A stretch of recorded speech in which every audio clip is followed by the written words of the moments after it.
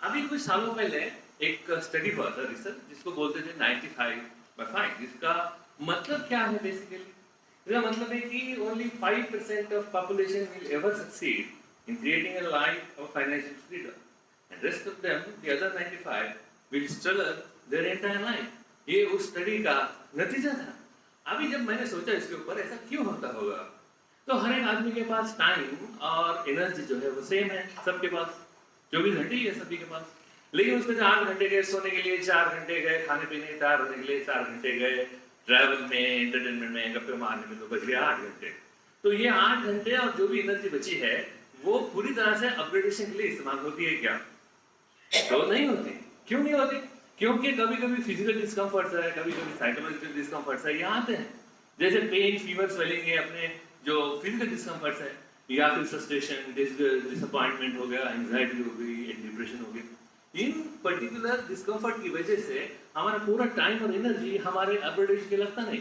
ऐसे कुछ लोग मेरे पास आए थे, मैं काउंसलिंग करता हूँ, वर्कशॉप लेता हूँ, लेक्चर ऐसे लेता हूँ। तो हुआ क्या बेसिकली, वो आए मेरे पास, बस एक स्क्रू टाइट कर दिया, गाड़ी चलने लगी ठीक से। तो वो स्क्रू क्या था? माइंड और बॉडी की सिनर्जी, माइंड और बॉडी एक दूसरे का काम कैसे करते हैं उसका एक साइंटिफिक एक्सप्लेनेशन। और कुछ बातें करने को बोली छोटी मोटी, तो उन्हें कर दी, बस बात खत्म हो गई। अभी हमारे पास इतनी अच्छी गाड़ी मिली है, मर्सिडीज गाड़ी, जिसको हम हमारी बॉडी बोलते हैं, हमारा ध्यान नहीं उधर ज्यादा। तो हम लोग बने 3 चीजों से, एक तो है बॉडी, एक तो है हमारा कॉन्शियस माइंड और सबकॉन्शियस माइंड। पुराने जमाने में ऑटोनॉमिक नर्वस सिस्टम और हमारा जो वॉलंटरी नर्वस सिस्टम है, ये वर्ड्स नहीं पता थे। तो वॉलंटरी को बोलते थे कॉन्शियस माइंड और ऑटोनॉमी को बोलते थे सबकॉन्शियस माइंड। तो ये दोनों इंटरचेंजेबल वर्ड्स है। अगर सबकॉन्शियस माइंड में बोलूं तो भी समझ लीजिए कि मैं ऑटोनॉमिक नर्वस सिस्टम के बारे में ही बात कर रहा हूँ। तो ये जो ऑटोनॉमिक, जैसे अभी वॉलंटरी नर्वस सिस्टम क्या काम करती है, जैसे मैं आपको देख रहा हूँ, अब बात कर रहा हूँ, ये मैं जानबूझ के कर रहा हूँ, तो ये मेरा वॉलंटरी नर्वस सिस्टम हो गया। ये तो जब मैं फोकस कर रहा हूँ आप पे, लेकिन मेरा फील्ड ऑफ विजन है वो तो पूरी तरह देख रहा है इधर उधर। वो कौन देख रहा है? वो मेरा सबकॉन्शियस माइंड देख रहा है, वो मेरा ऑटोनॉमिक नर्वस सिस्टम देख रहा है, और उसको रिएक्ट भी कर रहा है वो।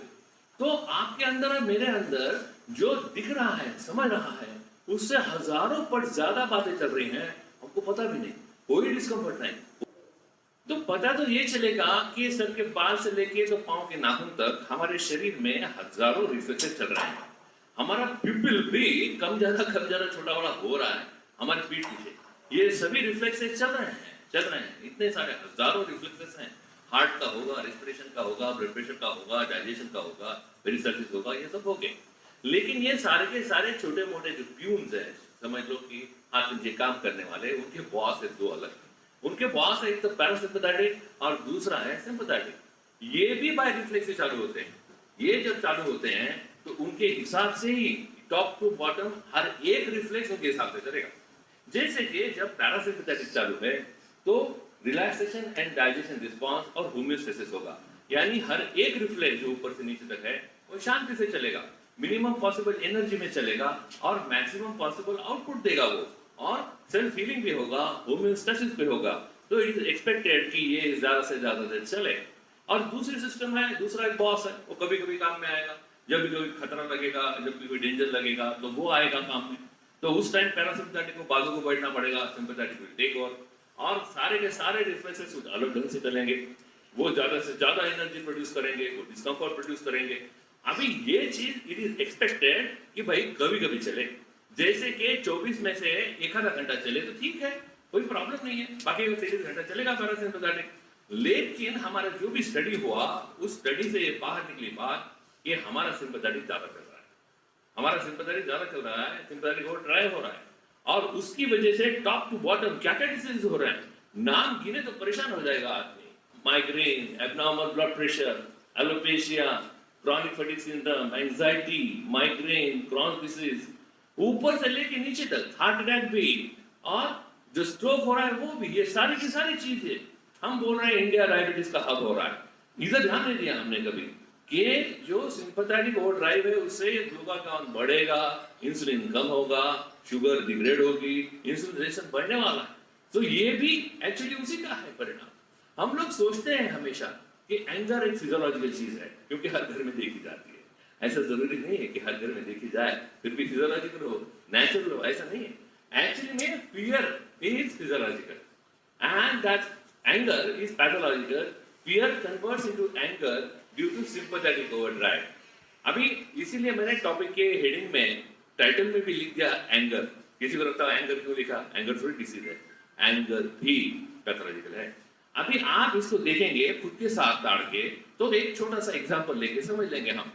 मान लीजिए कि आपकी बेटी शाम को 7 बजे घर आती है. अब वो 7:05 हुए और आई नहीं घर पे. अब क्या होगा? अब इमीडिएटली सिंपैथेटिक चालू होना है. सिंपैथेटिक चालू होगी, थोड़ा डर लगना चालू होगा, थोड़ा डिस्कम्फर्ट होगा, एनर्जी प्रोडक्शन चालू होगा. अभी मान लीजिए कि आपकी बेटी 15 मिनट में घर पे वापस आ गई, तो अभी तक जो एनर्जी बनी थी वो लिमिटेड थी. अभी तक जो डिस्कम्फर्ट आया था वो लिमिटेड था, उसको खत्म करने के लिए कुछ प्रॉब्लम नहीं था इतना.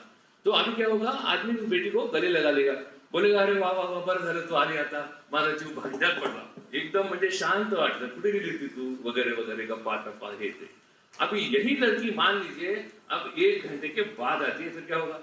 क्योंकि 1 घंटा पर तो सिंपैथेटिक चल रही है अभी, और 1 घंटा पर अभी उसका और बढ़ रहा है अंदर वो एनर्जी और वो डिस्कम्फर्ट. अब उसको लग रहा है, मैं बोल रहा हूँ फिर से, उसको लग रहा है, हालांकि ऐसा साइंटिफिक नहीं है, लेकिन उसको लग रहा है कि मेरे इस डिस्कम्फर्ट का और मेरे इंक्रीज हो रही एनर्जी अंदर, इसकी जवाबदार मेरी बेटी ही है.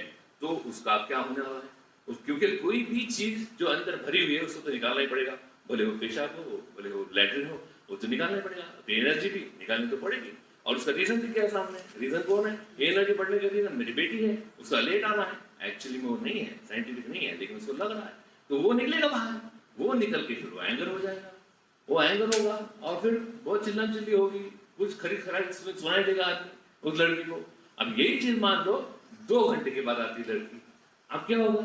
अब तक इतनी ज्यादा एनर्जी अंदर बनी है, इतना ज्यादा डिस्कम्फर्ट हुआ है, और उस आदमी को लग रहा है कि ये मेरी बेटी की वजह से, उसके लेट आने की वजह से है. एक्चुअली में ऐसा है नहीं, हम आगे बात करेंगे उसके बारे में. अभी ये बात हो गई, तो एंगर कहां से आया? अभी मान लो उसी वक्त किसी का फोन आता है और वो आदमी कहता है कि आपकी बेटी का एक्सीडेंट हुआ और वो कहीं एडमिट है. अब क्या होगा एंगर का? क्या होगा फियर का? वो दोनों के दोनों इंस्टेंटली फिनिश हो जाएंगे और आदमी काम पे लग जाएगा कि कौन से वो हॉस्पिटल में एडमिट है, कहाँ पे है, वहाँ कौन कौन डॉक्टर है, कोई मेरे पहचान का है क्या, फिर क्रेडिट कार्ड दूं क्या, किसी से पैसे मांगू क्या, वगैरह वगैरह वगैरह. वो तो काम पे लग गया. कहाँ गया फियर? कहाँ गया एंगर? तो ये सब बातें समझ लेना कि एंगर इज नॉट नेचुरल. वो हम बाद में डिटेल में बातें करेंगे उसके बारे में कि एक तो पहले फियर दिया था किसी ने, लेकिन ये चलने वाली चीजें सब स्पीड ऑफ लाइट से है. रिफ्लेक्स जो चलता है स्पीड ऑफ लाइट से चलता है. तो कितना फास्ट आज का फियर रिफ्लेक्स, कल का फ्रस्ट्रेशन रिफ्लेक्स, परसों का इरिटेशन रिफ्लेक्स और तरसों का एंगर रिफ्लेक्स, वो इतना फास्ट एक से दूसरे में कन्वर्ट होता जाएगा कि पता भी नहीं चलेगा आदमी को कि पहले मुझे फियर आया था. With in a fraction of second start तो फियर से होगा, लेकिन एंड एंगर में होगा. यही होगा. हम आज क्या कर रहे हैं देखें इधर उधर, कि हम पेशेंट को सिम्टोमेटिक ट्रीट करते हैं, उसके अंदर जाकर ट्रीट करते हैं. किसी को फीवर आया तो हम कैसे क्रोसिन लेके बैठ जाते हैं चुपचाप, या हम इन्वेस्टिगेट करते हैं. हम इन्वेस्टिगेट करते हैं भाई उसको मलेरिया हुआ क्या, टाइफाइड हुआ, डेंगू हुआ, क्या हुआ, एंड देन हम उसको ट्रीट करते हैं अंदर की चीज को. अगर अंदर की चीज को नहीं ठीक करेंगे तो क्या होगा? सिम्टोमेटिक करेंगे तो वो सेरेब्रल मलेरिया बन जाएगा, सेरेब्रल एंसेफेलाइटिस हो जाएगा, कुछ भी हो जाएगा, पेशेंट का डेथ भी हो सकता है. लेकिन क्या करें फिर हम हाइपरटेंशन के साथ? हम सिर्फ आंकड़े कम करने के पीछे पड़े हैं अभी कि आंकड़े कम करना चाहिए, 160 है तो अभी 140 नीचे आने चाहिए. क्या कर रहे हैं हम शुगर के लिए? शुगर के लिए हम वही कर रहे हैं कि आंकड़े कम करो. क्या कर रहे हैं हम साइकोलॉजिकल डिसीजेस के लिए? जो पेशेंट आ रहा है बोल के कि एंजाइटी हुई मुझको, ये तकलीफ हो रहा है मेरे को, तो उसको सिर्फ वो तकलीफ कम करने के लिए गोली. हम उसके सिंपैथेटिक ओवरड्राइव पे काम कर रहे हैं क्या? तो उत्तर आता है कि हम नहीं कर रहे. तो हम बेसिकली अंदर काम कर ही नहीं रहे. अब ये सब चीजें रिफ्लेक्स है. सिंपैथेटिक एक्टिवेट होना, पैरासिम्पैथेटिक एक्टिवेट होना, या फिर उसके नीचे के रिफ्लेक्सेस का एक्टिवेट होना. इसलिए हमको पहले हमारे रिफ्लेक्स आर्क के बारे में थोड़ा जानना पड़ेगा. हमारे फिजियोलॉजी की बुक में जाके देखना पड़ेगा कि रिफ्लेक्स आर्क क्या है. ये रिफ्लेक्स आर्क ऐसा है कि भाई कोई बाहर से घटना घटती है, स्टिमुलस आता है, तो फिर वो हमारा कोई रिसेप्टर उसको सेंस करता है, फिर वो एफरेंट यानी कि सेंसरी न्यूरॉन से जाता है स्पाइनल कॉर्ड तक या फिर ब्रेन स्टेम, कौन से मिडल तक, और वहां से वापस आता है इफरेंट से या मोटर न्यूरॉन से और एक्शन में जाती है. ऐसा क्यों होता है? ऐसा कहा गया है कि भाई ये रिफ्लेक्स एक्टिविटी बहुत फास्ट करनी पड़ती है, इसलिए ब्रेन के पास जाने को टाइम नहीं, ब्रेन का कंसंट्रेशन लेने का टाइम नहीं है, इसलिए हो रहा है ऐसा. अब इसका अगर हम डायग्रामेटिकली देखें तो पता चलेगा कि क्या है. ऊपर का मान लीजिए ऑटोनॉमिक हेरिडिटरी नर्वस सिस्टम और नीचे का हमारा autonomic nervous system, conscious mind, subconscious mind. बाहर से क्या आया, कोई सिचुएशन आई, वो सिचुएशन सेंस कर ली हमारे स्पेशल सेंसेस ने, फिर क्या किया, उसको सेंसरी न्यूरॉन से भेजा ब्रेन स्टेम, ब्रेन अपना स्पाइनल कॉर्ड में या फिर ब्रेन स्टेम में, वहां पर उस पर प्रोसेसिंग हुआ, डिसीजन हुआ, वो भेजा गया बैक मोटर न्यूरॉन से, और उसमें से बहुत सारे लोगों को हम देखते हैं कि हेल्थ है, रैशनल डिसीजन पावर है और उनका अपग्रेडेशन भी हो रहा है, कोई इश्यू नहीं है। लेकिन फिर कुछ लोगों में हमको क्या दिख रहा है, हाइपरटेंशन है, आईबीएस है, माइग्रेन है। अब हमको क्या, हमको ये तो नहीं चाहिए ना, हमको ये नहीं चाहिए। ये ट्रेन जो निकली वो सिचुएशन से वो जाके रुक गई सीधा हाइपरटेंशन पे। अब इसको अगर रोकना है कहीं तो बीच में कोई जंक्शन चाहिए, एक पाटा बदल दो तो चली जाएगी फिर उधर, या फिर इनको बंद कर दो, रास्ता बंद कर दो। लेकिन देखो, ना तो मोटर न्यूरॉन पे काम कर सकते हैं, ना तो स्पाइनल कॉर्ड पे, ना तो ब्रेन स्टेम पे, ना तो हमारे सेंसरी न्यूरॉन पे, काम तो कहीं कर ही नहीं सकते। तो पता ये चल रहा है अभी कि ये ट्रेन जो रिफ्लेक्स चलता है, जो ऑटोनॉमिक नर्वस सिस्टम चलती है, वो बहुत स्लो चलती है ना, सॉरी बहुत फास्ट चलती है ना। जैसे हमारा वॉलंटरी जो नर्वस सिस्टम है वो स्लो चलता है। हमको तो वो दो फ्रेम के बीच में का गैप तक नहीं समझता। जब फिल्म देखते थे हम हमारे बचपन में, वो फिल्म देखते थी तो घोड़ा भागता हुआ दिखता था, लेकिन एक्चुअली फिल्म भागती होती है, इतना स्लो स्पीड है हमारा समझने का। लेकिन सबकॉन्शियस माइंड का जो स्पीड है वो बायो इलेक्ट्रिसिटी का स्पीड है। बायो इलेक्ट्रिसिटी माने तो सनलाइट का जो स्पीड है वो स्पीड है उसका। अब वो स्पीड हमको वॉलंटरी माइंड से कहाँ पता चलेगा, वो स्पीड में क्या बातें चल रही। हमको तो धोनी ने जो स्टंप आउट किया कि नहीं देखने के लिए स्लो स्पीड में अलग अलग एंगल में देखना पड़ता है, तो पता चलता है स्टंप आउट हुआ कि नहीं। तो ये जो सनलाइट जो स्पीड से चल रहा है वो क्या पता चलेगा हमको। तो लेकिन एक तो बात बड़ी बड़ी पता चलती है कि इतनी बड़ी जो ट्रेन है उसका ट्रैक हम बदल नहीं सकते, हमारे हाथ में है नहीं, इतना पता। तो एक ही तरह जा रही गाड़ी, ना क्रॉसिंग है उसको, ना अंदर हमको कोई जंक्शन मिल रहा है, कुछ भी नहीं है। तो अभी मजबूरी में क्यों नहीं, अभी हमको क्या करना पड़ रहा है, जिसको हाइपरटेंशन हो गया उसको बोलना पड़ रहा है तेरा लाइफस्टाइल गलत है, तेरे लाइफस्टाइल में प्रॉब्लम है, तेरे खाने में प्रॉब्लम है, तू ज्यादा नमक खा रहा। तो अभी क्या हो गया, अभी तो लाइफस्टाइल बदलो, नमक कम करो, सुबह 4 बजे उठो, इतना वॉक करो। तो ये सब लाइफस्टाइल चेंजेस, डाइटरी चेंजेस हो गए। या फिर मैं भी आंकड़ा बढ़ रहा है ना इधर, ये आंकड़े से स्ट्रोक हो जाएगा, ये हो जाएगा, वो हो जाएगा। आंकड़ा कम करने के लिए गोली खाओ, जिंदगी भर गोली खाओ। अब ये सिम्पटोमेटिक ट्रीटमेंट है, अंदर तो कुछ भी नहीं किया, तो जिंदगी भर ये तो करना ही है, ये तो गोली खानी है। लेकिन जो अंडरग्राउंड चल रहा है सिंपैथेटिक और रिफ्लेक्स, अभी उसको तो कुछ नहीं कर रहे हम, तो वो तो अपने आप काम कर रहा है। तो sympathetic overdrive continues, causing hypertension, diabetes, IIT, stroke, anger, anxiety and depression. अभी हमारा इतना आगे गया साइंस, क्या हम देख रहे हैं कि कोई क्योर कर दिया इनको? क्योर नहीं है हमारे पास, हम सिर्फ उसको सिम्टोमेटिक ट्रीटमेंट देके छोड़ रहे हैं। तो अभी दिल में तो आएगा, दिल में तो आएगा कि भाई वो रिफ्लेक्स काम में नहीं आ रहा है, तो कोई और है क्या? हाँ है, वो अल्टरनेट रिफ्लेक्स ऐसा है जो इतना स्पीड से चल रहा है, लेकिन उसको जंक्शन आएगा और वो जंक्शन में हम पार्ट बदल सकते हैं। एक बार वो पार्ट बदल गया तो क्या होगा, वो सिंपैथेटिक की वजह पैरासिम्पैथेटिक में चला जाएगा, अपने आप चला जाएगा, वो पार्ट बदलने का काम है बस। और वो जंक्शन है, उसका नाम है मेमोरी, वहां पे वो काम करेगा। अभी देखेंगे पहले जस्ट एक इन जनरल कि ये हमारा जो रिफ्लेक्स है उसका नया वाला अल्टरनेट रिफ्लेक्स, उसका एनाटॉमी फिजियोलॉजी क्या है। हमारी जिंदगी में आते हैं ट्रिगर्स, कौन आता है, सिर्फ कोई पर्सन, कोई सिचुएशन, कोई ऑब्जेक्ट। रोज हम इन्हीं के साथ करते हैं ना इंटरैक्ट। ये पर्सन में माई सेल्फ भी आ गया, माई सेल्फ, क्योंकि मैं मेरे साथ भी इंटरैक्ट करता हूँ। अब ये जाएंगे मेमोरी के अंदर, मेमोरी जो है वो मेमोरी बताएगी, वो क्या बताएगी, एनालिसिस करके बताएगी कि ये ओके है, ये नॉट ओके है। अभी यहाँ से फिर 2 रास्ते हो गए। अगर ओके है तो मेमोरी बोलते कुछ करने की जरूरत नहीं, ये तो ओके है, इसको क्या करना है, इसको कुछ भी नहीं करना, छोड़ो तो चलो। लेकिन अगर नॉट ओके है तो फिर अब आगे जाएगा वो, और फिर मेमोरी में ढूंढेगा कि भाई अब सॉल्यूशन है क्या, ये जो कुछ भी नॉट ओके है, ये नॉट ओके का ओके करने का कोई सॉल्यूशन है क्या, वो ढूंढेगा। अगर वो होगा तो वो बाय रिफ्लेक्स लिया जाएगा, with the speed of light लिया जाएगा।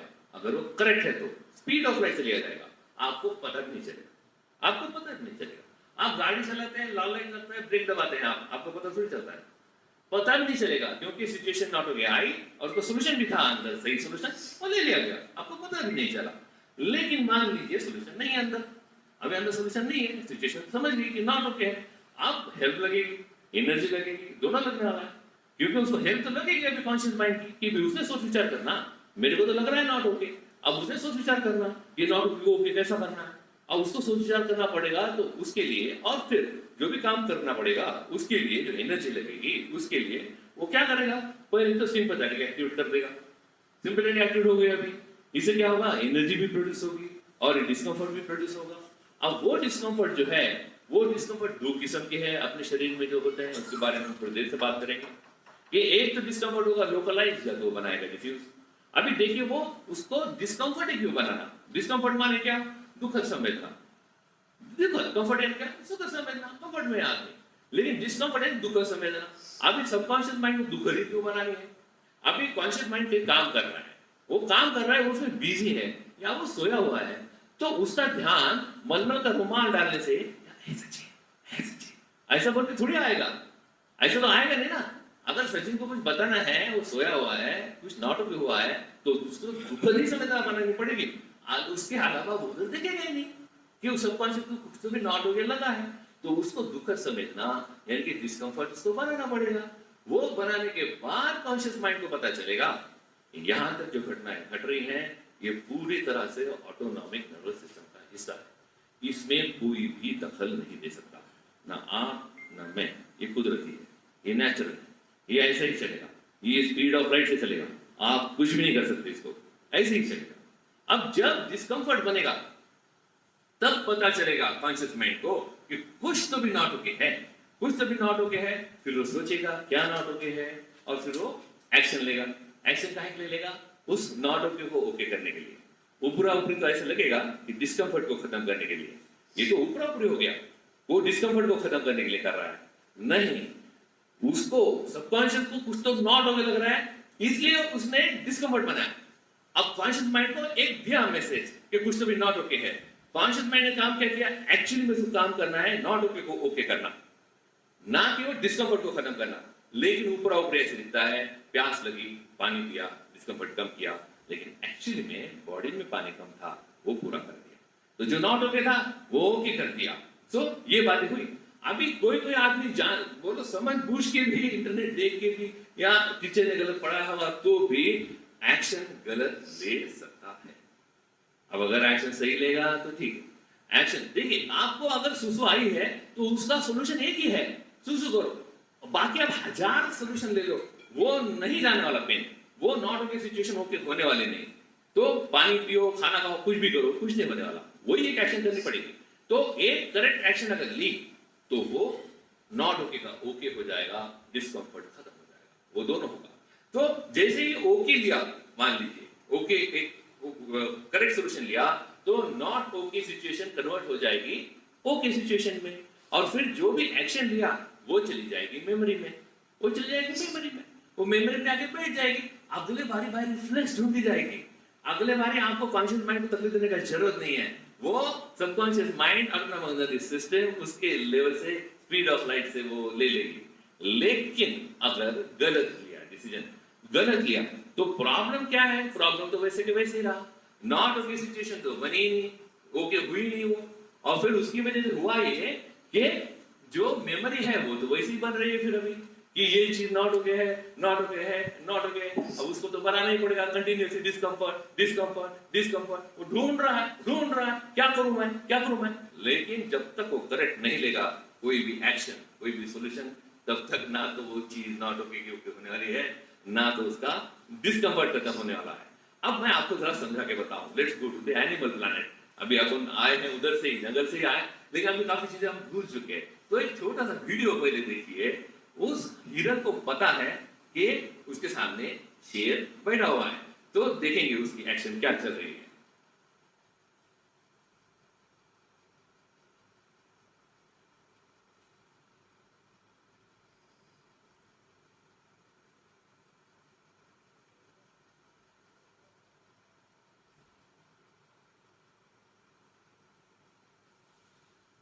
अब भागना चालू किया उसने, अब अपने ह्यूमन के लैंग्वेज में अपन बोलते समझिए डियर क्या है, तो अपन क्या बोलते, बहुत शांत भक्ति कर रहा था, बहुत शांत हो गया, चर्बी चढ़ गई उसको, वो शेर के सामने खड़ा है, ऐसा नहीं है, लेकिन ये हमको लग रहा है ऐसा नहीं है, लेकिन अगला वीडियो देखो फिर पता चलेगा। अगले वीडियो में same similar kind of thing, कि इस हिरन को भी पता है कि पीछे 4 शेर बैठे हुए हैं, लेकिन वो अभी भी आराम से बैठा हुआ है, आराम से। वो हिलेगा, कब हिलेगा देखेंगे।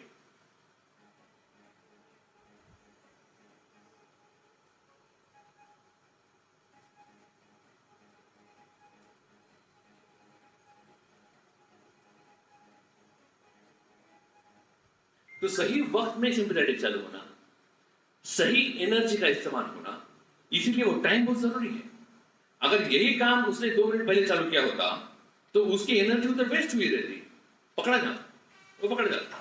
तो ये जो नेचुरल ऑर्डर है रिफ्लेक्स का, ये हमारे बचाने के लिए, बचाव के लिए बनाया गया है कि हमारा सिंपैथेटिक एक्चुअल टाइम पे चालू हो, पूरी एनर्जी उतनी मिले, पूरा हम जो एक्शन करें वो हमको खुद को बचाए। उसी के लिए ये रिफ्लेक्स एक्टिविटी थी। और एक एग्जांपल देखेंगे।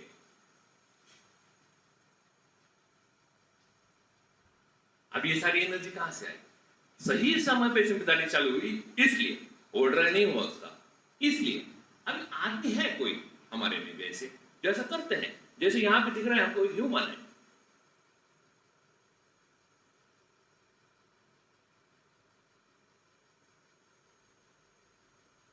उसकी भी सिंपैथेटिक सही समय पे चालू हुई, उसका भी एनर्जी एकदम सही जगह चला गया। तो इधर का माइंड बहुत अच्छा है, हमारा माइंड में प्रॉब्लम है फिर। तो माइंड के बारे में थोड़ा सोचना पड़ेगा। बहुत सारे लोग बहुत सारी किताबें लिखते हैं, ये किताब है हु कंट्रोल्स योर माइंड, किसी को पता नहीं, हर एक आदमी अपने अपने हिसाब से लिख रहा है, सोच रहा है कौन कंट्रोल कर रहा है वगैरह। चलो let us come to the reality. जो रियलिटी वो भले अपने पास डेटा ना हो, लेकिन अपने शरीर पे जो महसूस हो रहा है वो तो रियलिटी है ना, नहीं क्या? वो रियलिटी है। तो चलो वही मान के चलते हैं, समझ लेते हैं कि हमारे माइंड को कंट्रोल कौन करता है। तो पता चलेगा कि पेनफुल और uncomfortable sensations means discomfort controls every mind and every mind controls the body. ये तो अपने आप हो गया, अभी ये तो अपने आप। अभी हम इसको जान लेंगे कि कैसे कैसे। अभी देखिए, discomfort is a step in alternative reflex arc. Alternative reflex arc का वही स्टेप है, यानी कि अवॉइड नहीं कर सकते आप उसको, वो आना ही है, वो नेचुरल है, वो आना है। सो ये discomfort, every mind is slave of it discomfort. Every mind has to obey the command given by the discomfort. अभी ये अपेंडिसाइटिस का पेन हो गया, अभी आप कुछ और कर सकते क्या? कुछ भी नहीं, सब बंद हो गया, अपग्रेडेशन बंद हो गया, काम बंद हो गया, सो के यहाँ वो पड़ा है। फिर वो बताएगा राइट लेफ्ट फोसा में आया है, मैं इधर आ रहा है, इधर दुख रहा है, जाएंगे फिर इसको गोली खाएंगे, पहले फिर डॉक्टर के पास जाएंगे, फिर वो देखेगा, सोनोग्राफी करेगा, ऑपरेशन करेगा, नॉट ओके को ओके कर देगा, डिस्कंफर्ट खत्म हो जाएगा, आराम घर पे आ जाएंगे, सीधी सी बात है। या फिर सियाटिका हो गया, अब पेन हो रहा है, कितने दिन निकालेंगे? वो आपको भगाएगा, वो आपको भगाएगा, वो आपको घर से निकालेगा बाहर, वो ढूंढने को लगाएगा डॉक्टर, वो एलोपैथिक हो, होम्योपैथिक हो, एक्यूपंक्चर वाला जो भी हो, ढूंढने को तो लगाएगा ये नॉट ओके सिचुएशन ओके हो। या फिर दांत दुख रहा है किसी का, जाना ही पड़ेगा उसको, आज नहीं तो कल, नहीं तो परसों। या फिर बाथरूम आई है आपको बहुत जोर की, तो अब ये लेक्चर छोड़ के ढूंढना पड़ेगा टॉयलेट की तरह, चलो मैं जाके आता हूँ अभी, है ना? तो ये बनाया क्यों अंदर से? अंदर उस बनाया क्योंकि आपका कॉन्शियस माइंड कहीं और व्यस्त है, उसको पता चले कि भाई कुछ भी नॉट ओके है, इसलिए उसने बनाया। या फिर किसी को भूख लगी है बहुत ज्यादा और खाना नहीं आ रहा है, खाना तो खाना ही पड़ेगा ना उससे। या फिर किसी को प्यास लगी है तो क्या होगा? तो ये प्यास का जो डिस्कंफर्ट है, ये भी तो दुखद संवेदना है, दुखद है, सुखद थोड़ी है, तो उसी को खत्म तो करना ही पड़ेगा उसको। या फिर ये पीठ खुजा रही है किसी की, तो क्या उसको कुछ ना कुछ करके उसको खुजाना ही है उसको। सो दैट डिस्कंफर्ट वो उसको ड्राइव कर रहा है उसके माइंड को, और ये हमको पता भी नहीं, ये अपने आप चल रहा है। दांत में कुछ अटक जाए तो भी हम परेशान हो जाते हैं, हमको फ्लॉस लेना ही पड़ता है, फ्लॉस लेंगे, निकालेंगे, कार्ड लेंगे, निकालेंगे खाने के बाद, ये तो होते ही रहेगा। नाक के अंदर कुछ अटका हुआ है तो उसको भी निकालना ही है, कभी किसी के सामने, कभी छुप के, ये तो करना ही है। ग्रोइंग में अगर हो रही है खुजली तो छुप के क्यों नहीं, ये तो करना ही पड़ेगा। या फिर पेट में ज्यादा गैसेस हो गए या आ गया गैस नीचे, अब ये सभी पे लागू है, ये मेरे पे भी लागू है, सब पे लागू है, एवरी ह्यूमन पे, कि कुछ तो भी करके थोड़ा पोजीशन एडजस्ट करके छुटकुली फुटकुली को निकाले तो बाहर, तो ये तो करना ही पड़ेगा। तो हर एक माइंड, अब आप बोलेंगे नहीं नहीं मैं करूंगा नहीं, ऐसे चलता गया, ऐसे नहीं चलने वाला, ये तो करना ही पड़ेगा, ये तो करना ही पड़ेगा। तो आप क्या हो गए फिर? Every human being is slave of his discomfort. अब इसलिए स्लीप डिस्कंफर्ट है ये इस पर्टिकुलर रिफ्लेक्स आर्क का एक स्टेप है। इसके थोड़ा डिस्कम्फर्ट के बारे में जानेंगे। डिस्कम्फर्ट दो तरह के होते हैं, वो होता है एक तो लोकलाइज और दूसरा होता है डिफ्यूज।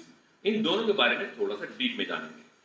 तो ये है पहला जो है लोकलाइज, उसको हम नाम क्या देते हैं, like itching, burn, prick, cooling, tenderness, thirst, hunger, full bladder, angina etcetera. ये सभी क्या है, ये लोकलाइज्ड है।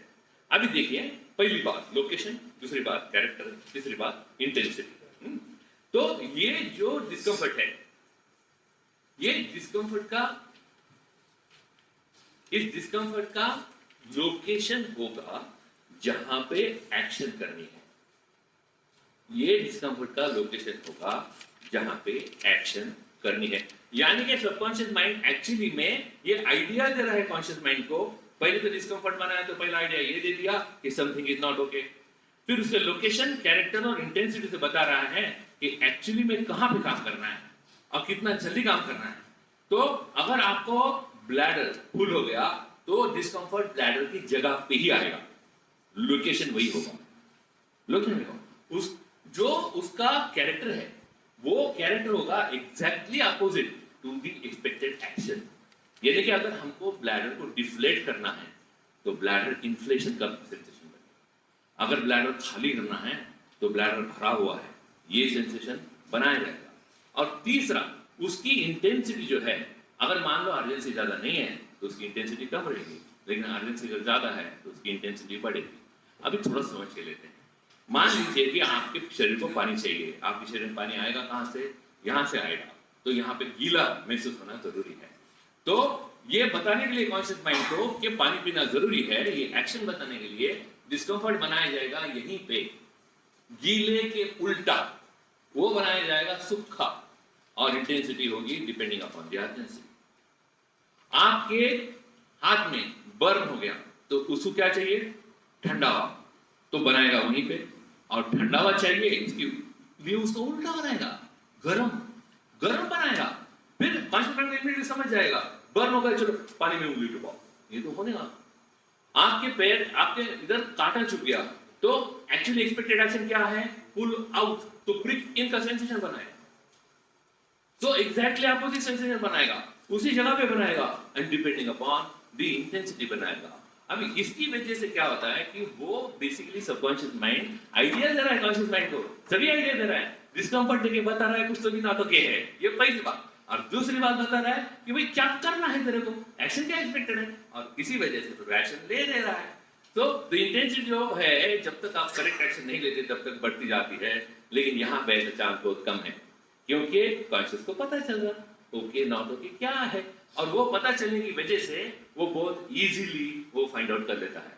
इवन अंजाइना भी हो गया, आप पहुंच जाएंगे दवाखाने में, स्टेंडिंग होगा, आप ठीक हो जाएंगे, घर पे आ जाएंगे। सो ये होने वाला है आराम से, ये खत्म होने वाला लोकलाइज्ड डिस्कम्फर्ट। लेकिन दूसरा डिस्कम्फर्ट जरा गलत टाइप का है, अलग टाइप का है, डिफिकल्ट टाइप का है, इसको बोलेंगे डिफ्यूज डिस्कम्फर्ट। अभी डिस्कम्फर्ट बनाए इसका मतलब एक के सबकॉन्शियस को लगा कुछ तो भी नॉट ओके, इसका उतना सीधा सीधा सिंपल मतलब है, उसको लग रहा है कुछ तो भी नॉट ओके है, इसलिए उसको डिस्कम्फर्ट तो बनाना ही है। तो पहले बनाना जो हमने देखा वो लोकलाइज था, वो खत्म करना बहुत इजी था, बहुत इजी था। लेकिन ये डिफ्यूज डिस्कम्फर्ट है ना, इनका बड़ा प्रॉब्लम है, इनका कोई भी स्पेसिफिक प्लेस नहीं आने के लिए, वो पूरे शरीर में टॉप से लेकर बॉटम तक पूरे के पूरे शरीर में आ सकता है, कहां पे भी आ सकता है। उसका कोई पर्टिकुलर कैरेक्टर है क्या, उसका कोई पर्टिकुलर कैरेक्टर नहीं। इन डिफ्यूज डिस्कम्फर्ट को हमने जो हमने एक्सपीरियंस किया उसके हिसाब से नाम दिया हमने, और वो नाम क्या है, वो नाम है अलग अलग इमोशंस के नाम, जैसे कि sadness, frustration, disgust, disappointment, helplessness, heaviness in head, diffuse burning in the body, irritability, exhaustion, anger, stress, depression, anxiety, ऐसे ऐसे नाम दे दिए हमने। ये क्या है, बेसिकली क्या है, ये डिस्कम्फर्ट है, ये दुखदायी संवेदना है, ये बंद कहाँ रही है, लेकिन इसका लोकेशन नहीं पता चल रहा, हाँ इसका कैरेक्टर नहीं पता चल रहा, इसलिए डिफ्यूज है। अभी डिफ्यूज है तो परेशान है आदमी फिर, क्योंकि कॉन्शियस माइंड को एक भी वो कॉपी नहीं दे रहा है, जैसे एग्जाम में कोई देता है, कोई एक पर्टिकुलर उसको हिंट नहीं दे रहा हो कि ये नॉट ओके क्या है, ये हिंट नहीं आ रही उसको। लेकिन ये कॉमन है कि जब तक हम उसका करेक्ट सॉल्यूशन नहीं देंगे खत्म तो नहीं होने वाला, खत्म नहीं होने वाली। वो एक छोड़ के बाकी 1000 सोल्यूशन लो, वो खत्म तो नहीं होने वाली। और इसीलिए it is very difficult to find correct solutions to finish diffuse discomfort. बहुत बहुत डिफिकल्ट है। ये साइंस पता चल जाए, ये रिफ्लेक्स आर्क पता चल जाए, ये पता चल जाए कि मेमोरी है, मेमोरी से ये हो रहा ये प्रॉब्लम जो भी है, अब मेमोरी को काम करें, हम उसको एडिट करें, नहीं मेमोरी बनाए, तो ये सब बंद हो जाएगा, अपने आप बंद हो जाएगा। लेकिन ये पता नहीं किसी को। अब इसीलिए हो क्या रहा है, diffuse discomfort is also a step in the reflex arc.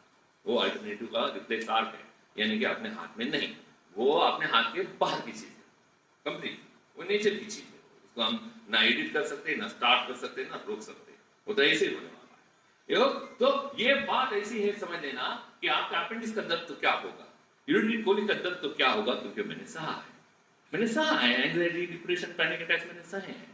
मैं ऐसे आईने के सामने खड़े रह के बोला है सब बार कि मर क्यों न जाऊं मैं, ये कहां से आ रहा है, क्यों आ रहा है, क्यों पता नहीं चलता मेरे को, ये कहां से आ रहा है, तो ये पता ही नहीं चलता। और वो इतना पेनफुल होता है कि आपके ये, मेरे क्योंकि अंजाइना भी हुआ था, मेरा बाईपास भी हुआ है, एटसेट्रा एटसेट्रा, तो ये पेन उस पेन के सामने कुछ भी नहीं, इतना ज्यादा ये पेन रहता है, ये डिफ्यूज पेन। ये पेन इसका फिर उसको होता ये है कि पूरा माइंड डिब्रिटेड हो जाता है, उसका पूरा डिसीजन पावर पूरा खत्म हो जाता है, he can not take proper decision. और फिर उस आदमी का गैर फायदा दूसरे लोग ले सकते हैं बहुत इजीली। ऐसे माइंड्स मैनिपुलेट होते रहते हैं, स्लेव्स बन जाते हैं लोग, एक्चुअली वो स्लेव्स उनके डिस्कम्फर्ट के हैं। आज सामने आदमी के जिस दिन उनको पता चल जाए कि मेमोरी में ही प्रॉब्लम, मैंने उसको बदल देना, वो उसमें 15 लोगों को 2 लोगों को मारने में प्रॉब्लम कितना है, कुछ भी नहीं। ठीक है, उनके हाथ में बंदूक होगी तो 2 लोग मर जाएंगे, लेकिन बाकी के लोगों को मार देंगे। लेकिन ये अभी तक सुलझा नहीं, क्योंकि अभी तक हमको ये पता नहीं कि जो डिस्कम्फर्ट है, फॉर एग्जांपल फियर एंगर का, वो क्या कर रहा है, it forcing and pushing innocent children towards violence. मैं इनोसेंट बोल रहा हूँ, इनोसेंट, जिस आदमी को ज्ञान नहीं, नॉलेज नहीं, उसके हाथ से अगर कोई भी घटना घट जाए तो उसको इनोसेंट ही माना जाएगा। आई डोंट नो, लॉ के बारे में तो बात नहीं कर रहा हूँ मैं जनरल सोसाइटी के बारे में बात कर रहा हूँ कि एक अज्ञान से कुछ बातें हो रही हैं, तो वो तो बेचारा मतलब इनोसेंट ही है।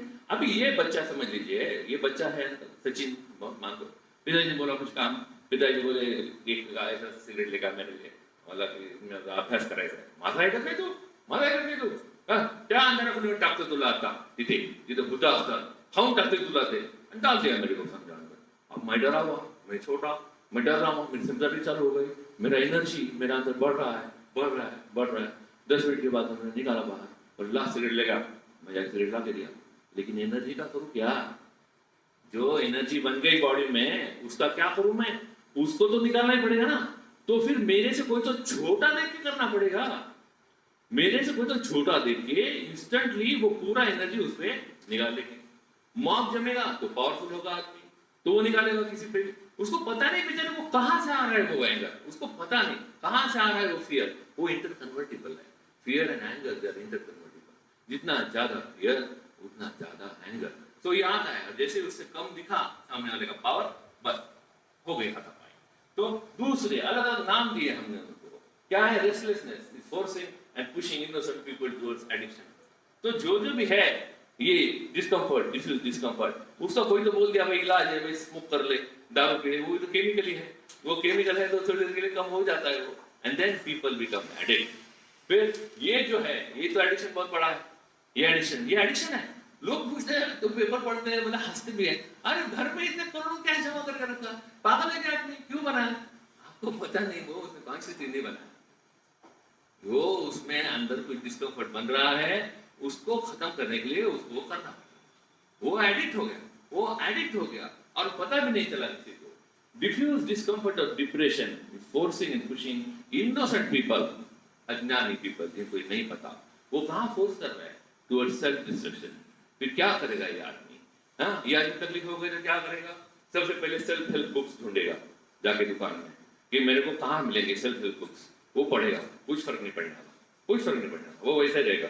फिर कुछ नहीं, मैं मंदिर जाता हूँ, इधर जाता हूँ, क्या कुछ नहीं होने वाला, उत्तर मिलने वाला नहीं ना, वो सोल्यूशन तो मिलने वाला नहीं है अंदर, तो ये बढ़ते जाएगा। फिर एक दिन सोचता है कि भाई ये पेनफुल बॉडी लेके, क्योंकि क्या है कि रिफ्लेक्स चलेगा स्पीड ऑफ लाइट से, the moment trigger comes reflex चालू होगा, उसको न कोई रोक सकता ना कोई एडिट कर सकता, कुछ भी, वो तो हो नहीं, अपने आप होगा। तो ये होगा जब उसको पता चलेगा कि पेन और प्लेजर तो सिर्फ बॉडी पे ही महसूस होता है, तो जो भी डिस्कम्फर्ट है बॉडी पे महसूस होता है, तो क्यों ना फिर अभी जब कोई सोल्यूशन है ही नहीं, तो क्यों ना बॉडी को खत्म कर दें, बॉडी को खत्म कर देंगे फिर अभी। देखिए जब ये छोड़ता है दुनिया को, तो वो भी एक टिपिकल मैनर में छोड़ता है, मरूंगा जल्दी से जल्दी, यानी कि कितना फास्ट मर जाऊंगा मैं, कम से कम पेन होगा मेरे को, ऐसा फास्ट मरेगा, पेनलेस और फास्ट, ऐसी मौत, इसी मौत दे दूर। और फिर मरने के बाद भी फायदा हुआ देखेगा कि मरने के बाद मेरा सुसाइड, यानी कि एक्चुअली सुसाइड जो कर रहा है वो ये भी सोच रहा है कि मेरे मरने के बाद, वो फार्मर सोच रहा है कि गवर्नमेंट 1 लाख रुपए दी थी, देगी मेरी बीवी को शर्षित करना आत्महत्या के लिए, तो तेरे भाई में, तो मरने के बाद की भी वो सोच रहा है। तो ये जो खुद को मारने का जो भी सुसाइड करने का तरीका है, वो भी बहुत टिपिकल है, फास्ट कर लो, कम से कम पेन में कर लो, और मरने के बाद भी उसका फायदा हो।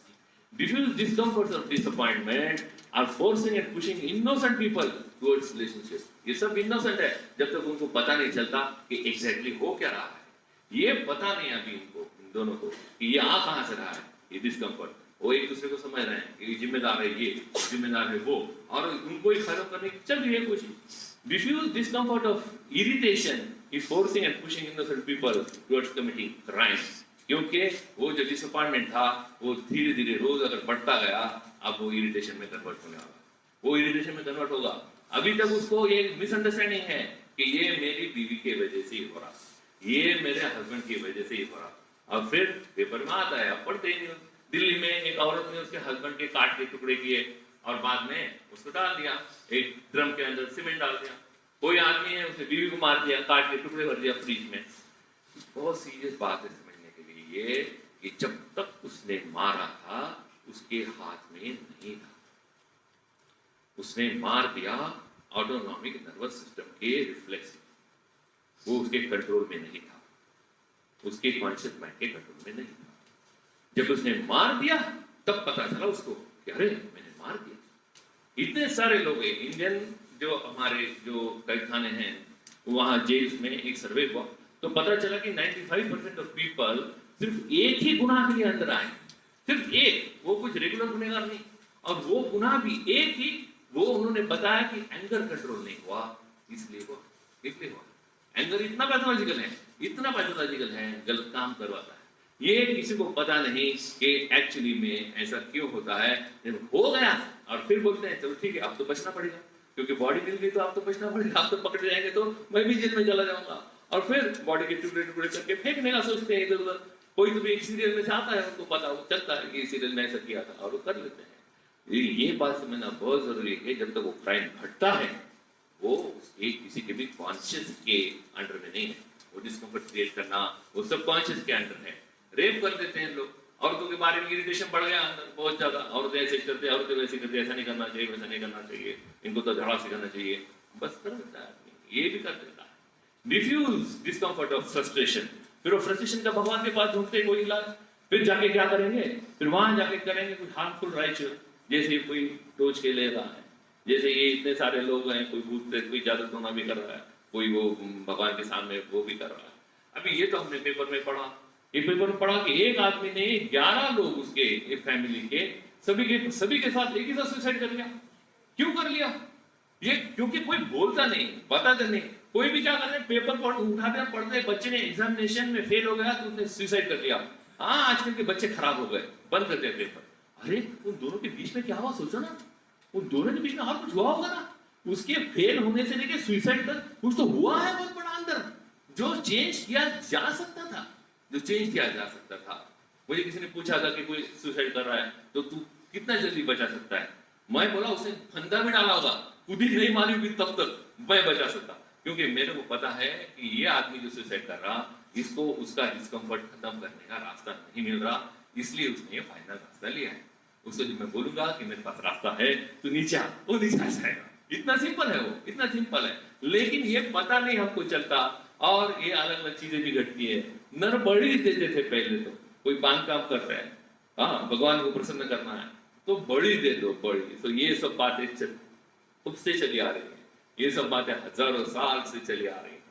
डिफ्यूज डिस्कम्फर्ट ऑफ एंगर, अभी डिस्कम्फर्ट का सबसे बड़ा बॉस है, ये सबका बाप है ये एंगर, इतना ज्यादा सीवियर होता है। जब ये आता है ना तो पूरी बॉडी में जलन होती है, ऊपर से लेकर तो नीचे तक इतनी ज्यादा जलन होती है कि उसको मैं कम कैसे करूं, उसको खत्म कैसे करूं, यही पता नहीं चलता। और बिकॉज जिसको साइंस पता नहीं, उसको जिसको पता तो कि इसकी वजह से आ रहा है, उसकी वजह से आ रहा है, वो मान लेता है। और नहीं आना है तो उसको ये करना है, वो करना है, बस कर करो। फिर क्या होता है, उसमें से क्या निकल के आ रहा है? फिर innocent people they are gone to what? देखो नेचर का क्या लॉ है, हिरन हिरन को मारता है कभी, शेर शेर को मारता है कभी, कबूतर कबूतर को मारता है कभी। हम सब होमोसेपियन एक स्पीशीज के लोग, तो हम लोग एक्चुअली नहीं करना चाहिए, लेकिन ये हो रहा है। ऊपरा ऊपरी लग रहा है किसी रीजन से, वो रीजन सिर्फ ऊपरा ऊपरी है, सही रीजन है मेरा डिफ्यूज डिस्कम्फर्ट खत्म करने के लिए वो। और अलग अलग रास्ते ले रहे हैं फिर लोग। फिर क्या हो रहा है, मॉब लिंचिंग हो रही है, फिर क्या हो रहा है, दंगा फसाद हो रहा है, या फिर कहां पे स्टोन पेल्टिंग हो रही है। अब ये इनोसेंट बच्चे हैं, इन बच्चों को पता नहीं कि उनके अंदर एंगर आया कहां से, ये उनको पता नहीं, क्योंकि ये नेचुरल है। और वो आया, वो कैसे बनाया गया अगर हम डिटेल में देखेंगे। आज तो अपना ट्रेलर है, सिर्फ ये ट्रेलर चल रहा है, हम इसका एक बहुत बड़ा वाला पूरा मूवी देखेंगे बाद में आराम से, लेकिन ये पता नहीं कि एंगर कहां से आ रहा है। और फिर इसीलिए हम एंटी नेचुरल भी काम करने लगे अपने खुद की स्पीशीज को ही, या फिर इवन खुद को भी मारने लगे। अभी ये सब बातें हो रही है जिस चीज की वजह से, वो है सिंपैथेटिक ओवरड्राइव। और सिंपैथेटिक ओवरड्राइव की वजह से ये सब डिसीजेस भी हो रहे हैं, ये सब डिसीज हो रहे हैं। तो अभी हमको ये जान लेना जरूरी है कि एक एडिटेबल स्टेप है, एक एडिटेबल एंगल है, या ये पूरी जर्नी में एक स्टेशन है जहां पे एडिट किया जा सकता है ये रिफ्लेक्स, और वो है मेमोरी। ये जो स्पीड चल रही है गाड़ी सनलाइट की स्पीड से, इसका पार्ट बदल सकते हैं हम, और उसको हम डाल सकते हैं पैरासिम्पैथेटिक पे सिम्पैथेटिक बंद करके। तो थोड़ा सा जान लेंगे मेमोरी के बारे में। आपको तो पता है हार्डवेयर क्या है, अपना हिप्पोकैम्पस है, लिम्बिक एरिया है, अमिगडाला वगैरह वगैरह, ये सब उसका हार्डवेयर है।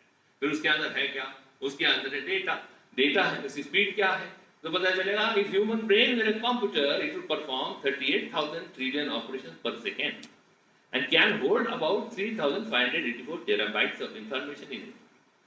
वो पूरा सबसे दुनिया का सबसे बड़ा जो कंप्यूटर है, उसका पावर 0.002% है इसके, इतना वो फास्ट है, इतना वो फास्ट है आपका ब्रेन। ऐसा कहते हैं एक ब्रेन में एनर्जी इतनी क्रिएट होती है कि पुराने जमाने में जो वायर पे टेलीफोन थे, तो एक पूरे छोटे गांव के पूरे टेलीफोन एक आदमी के ब्रेन की एनर्जी से बाय इलेक्ट्रिसिटी चल सकते हैं, इतना इलेक्ट्रिसिटी तैयार होता है हमारे अंदर।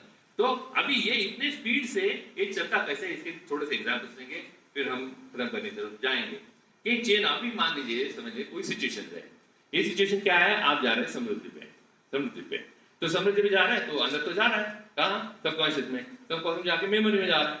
मेमोरी क्या बता रहा है, ओके सब कुछ ओके, एलिस हो गया ओके, फिर आप एंजॉय कर रहे हैं ड्राइविंग, ऑटोमेटिक है, ऑटोमेटिक कुछ भी नहीं, आपको डिस्कम्फर्ट आएगा, no clinical discomfort at all, no clinical discomfort. या फिर दूसरा ये वीडियो देखिए आप, ये आदमी देख तो रहा है सामने वॉलंटरीली, लेकिन उसका subconscious mind field of vision कहाँ देख रहा है और क्या एक्शन हो रही है बिना उसके जाने।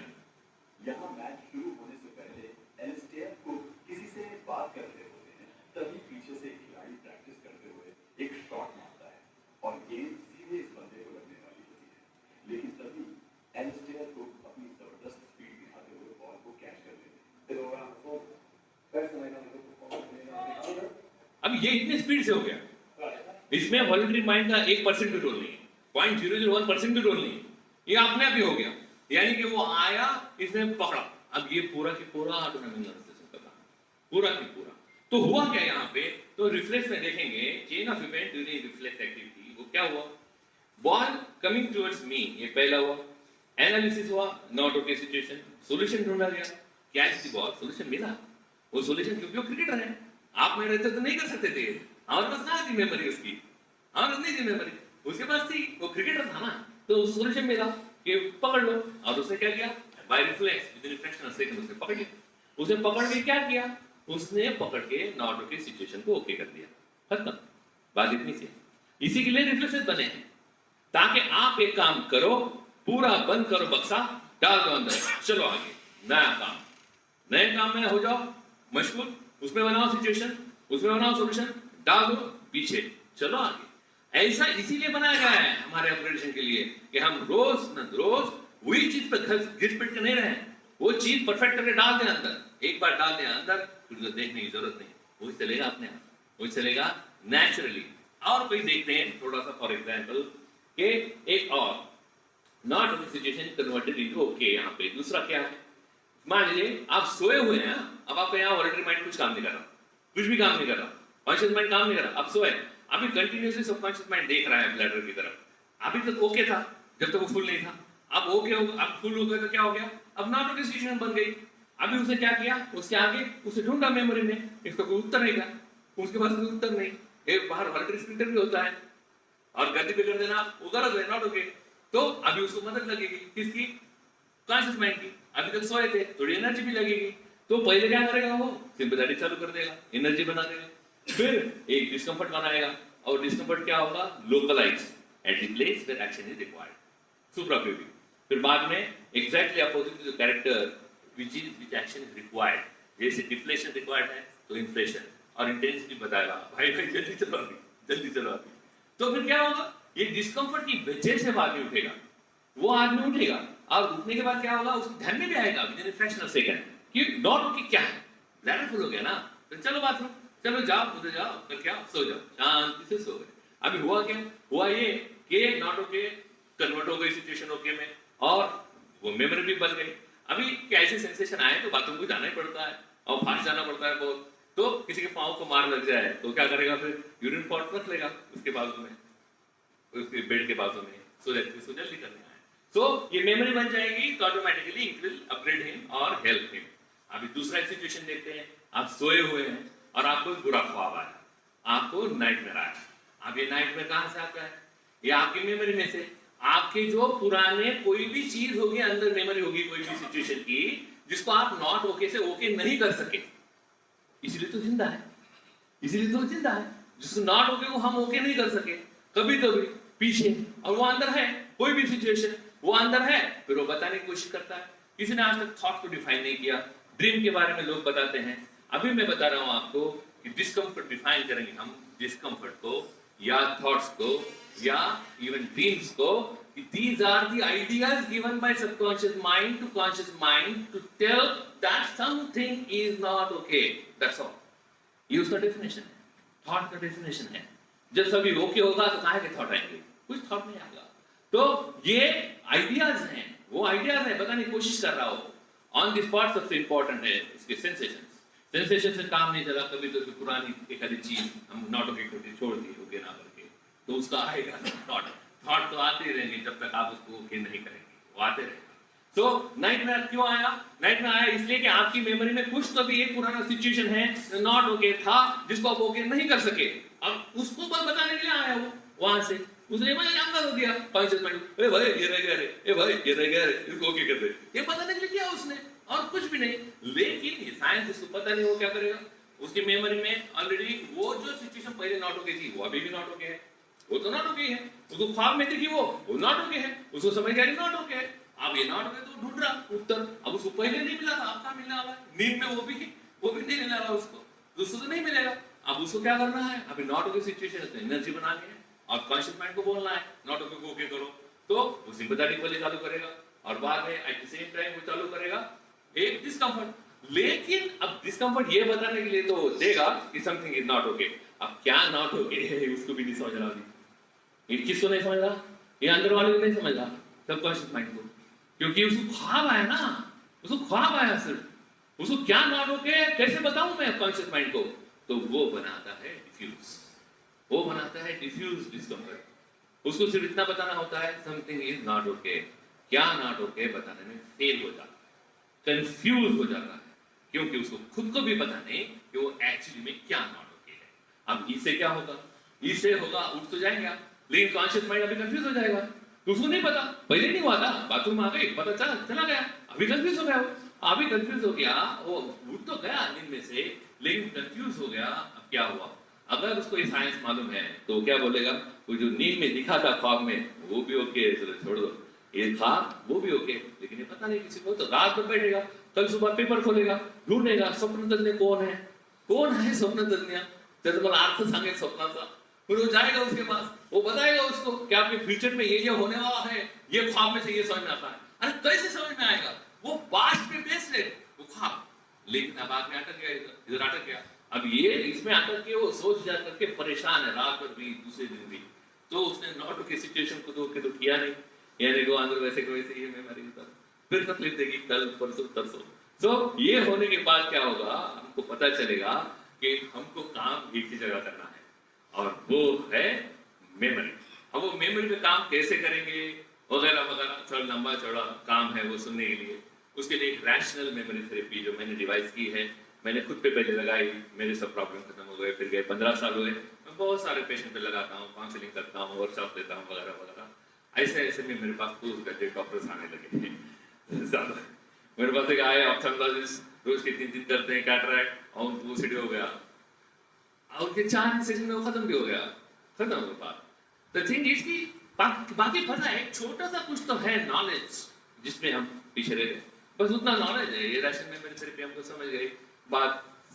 इजी है ये, बहुत इजी कैसे है, जितना आपके पास पहले होंडा थी जिसका राइट साइड को तो साइड इंडिकेटर, उसका रिफ्लेक्स बन गया था, राइट को जाना है तो राइट का इंडिकेटर दो। फिर आपने डस्टर ले ली, डस्टर लेने के बाद आपका साइड इंडिकेटर लेफ्ट को आ गया। कितना टाइम लगा रिफ्लेक्स बदलने को? कुछ भी तो नहीं, कुछ भी नहीं, सिर्फ नॉलेज पता चल गया, 2 दिन बाद कर लिया, हो गया आपका लेफ्ट साइड में हो गया। सो उसका फायदा क्या है? फायदा ये है कि सिंपैथेटिक एक्टिवेशन जब होता है तो भूमि एक्सरसाइज बंद हो जाता है, वो बंद होता है। फिर छोटी छोटी बातें घटती हैं, जैसे कि बीपी इंक्रीज होता है, ब्लड प्रेशर वो टाइम को। लेकिन अगर क्रॉनिक अभी ये एक्टिवेशन हो गया जो आपके हाथ में नहीं है, क्योंकि ये पूरा रिफ्लेक्स ऑटोनॉमिक है, नेचुरल है, इसमें हम इंटरफेयर नहीं कर सकते। तो उधर अगर हो गया तो अभी अपने आप ये क्या होगा, increase BP, one fine day it will become hypertension. जो रोज का ब्लड शुगर बढ़ रहा है दैट विल बिकम डायबिटीज। जो ब्लड फ्लो इन ब्रेन का बढ़ रहा है दैट विल बिकम माइग्रेन। जो रिडक्शन हो रहा है ब्लड फ्लो का, क्योंकि उस टाइम जरूरत नहीं इसकी, जीआईटी का, जेनेक्लोडिन का, वो क्या बनेगा, irritable bowel syndrome, erection problem, infective problem. यही तो सब कुछ देख रहे हैं ना हम आजकल हमारे आसपास। क्या देख रहे हैं हम? दूसरा यही सब देख रहे हैं। उसका रीजन भी बताया है कि सिंपैथेटिक हाइपर एक्टिविटी है। तो ये हमको इसके बारे में ज्यादा जानना जरूरी है, इसका रिसर्च करना जरूरी है। हम लोगों ने अब तक क्या किया, हम पहले ओपन प्रोसेक्टोमी करते थे, अब हम टीआरपी करते हैं। पहले हम क्या करते थे, ओपन खोले, अब क्या करते हैं, लैब खोली। पहले कैटरेक्ट ओपन करते थे, अब फेको करते हैं। अब फिशर एनाटॉमी पहले ओपन करते थे, अब लेजर यूज करते हैं। तो अब तक हमने हाइपरटेंशन या डायबिटीज के पेशेंट को कभी ये दिया नहीं, ये बताया नहीं। गोली खाओ भूल जाओ, गोली खाओ, सुबह उठो, आधा घंटा वॉक करो, ये करो, वो खत्म हो गई बात, और कुछ नहीं। और रेगुलर आते जाओ 15 दिन को, 1 महीने को ब्लड प्रेशर चेक करने के लिए। इसके पहले और आपको बताते हैं क्या उनको? हम नहीं बताते, उनको बताना चाहिए, जरूरी है। उनका सिंपैथेटिक हाइपर एक्टिविटी कम करना पड़ेगा ना, उनको भी और साइकियाट्री के लोगों के लिए भी, उनके लिए भी। सीबीटी आरईबीटी ठीक है, वो चलने दो, कॉग्निटिव बिहेवियर थेरेपी या फिर रैशनल मोटिव बिहेवियर थेरेपी, लेकिन उसमें ऐड करने में क्या जाता है? कौन बोल रहा है किसी को कि भाई आपका बंद करो? नहीं, आपका चालू रखो ना, जो ट्रीटमेंट है वो चालू रखो, साथ में ये भी तो एक करो।